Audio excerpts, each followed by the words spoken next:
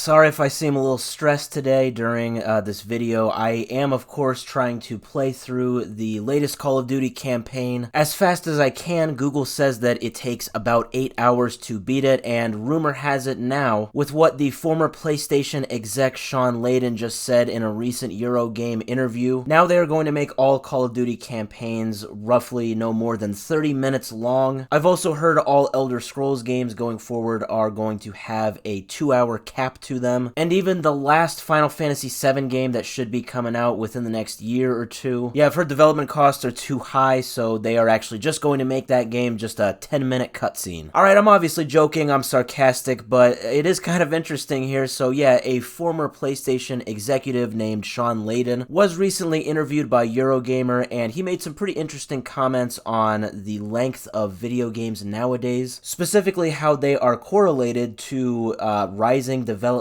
costs, and basically making the point that every generation of video games, the cost of producing and developing these video games basically doubles from the previous generation. So he said, on the PS1 it could cost, roughly $1 million to make a game, and then PS2 was maybe roughly $2 million, PS3 roughly $4 million, PS4 $8 million, PS5 $16 million. Yeah, you kind of see the trend here. That's basically what he is stating, and he's basically said that these rising development costs have gotten to a point where it's basically unrealistic going forward. They're going to have to make some serious changes in terms of development of games. Now, keep in mind, he is not currently working for PlayStation, but these are just his overall opinions on the gaming industry as a whole with how they develop these games with their rising costs. Now, this is something that is definitely not new. It has gotten brought up in the past. I know, like, Rockstar has made comments in the past about how, games should basically rise as far as the cost that they are sold for, simply because the cost of development has skyrocketed over the past few years, let alone decades, and how it's crazy that these games have kind of stayed at $60 and maybe only recently increased to $70. Now that in and of itself is kind of opening a can of worms. I guess I see both sides. That's, one solution that has been offered, is just to rise the cost of these games. It's definitely not popular when gamers hear it, but maybe developers and publishers are possibly more keen to that idea. But Shawn Layden kind of had a whole different philosophy on this. He stated that actually it turns out game development should focus on decreasing the amount of gameplay hours that can be put in their games. Essentially, he said that they should be decreasing the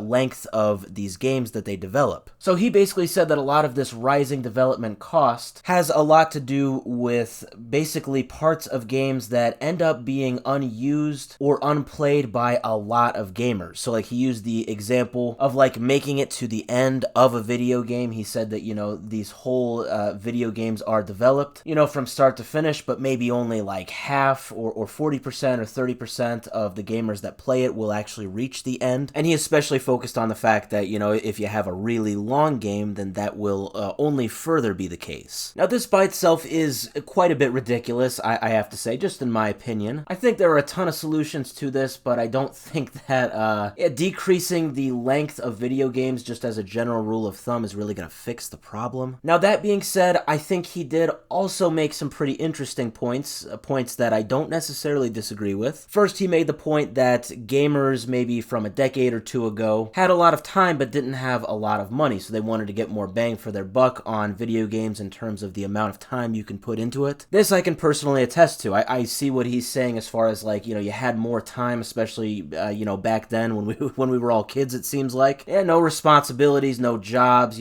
summer break was summer break, Yeah, you had all the time in the world, so obviously if you wanted to get a game, you wanted it to be super long, or you just wanted a lot of different gameplay elements with it. And he says nowadays, a lot of gamers are kind of in their 20s and 30s, they're kind of in that general demographic, they all have jobs, spouses, kids, hobbies, stuff like that, and they don't have as much time to play games, so he says that the point therefore can be made that maybe gamers nowadays don't have as much time to play games versus back then. It's not as viable or maybe realistic to be able to just, nonchalantly pour 70 hours into, the next Final Fantasy game. I see what he's saying there. Obviously, that's not the case for everybody, but I do get that. And then with the other point that he makes, that I actually think does sound kind of good. It sounds definitely a lot better than just decreasing the amount of gameplay time in games. He said this, quote, "I want a movement that gets more people to finish games where we make it so compelling. They just want to see it, and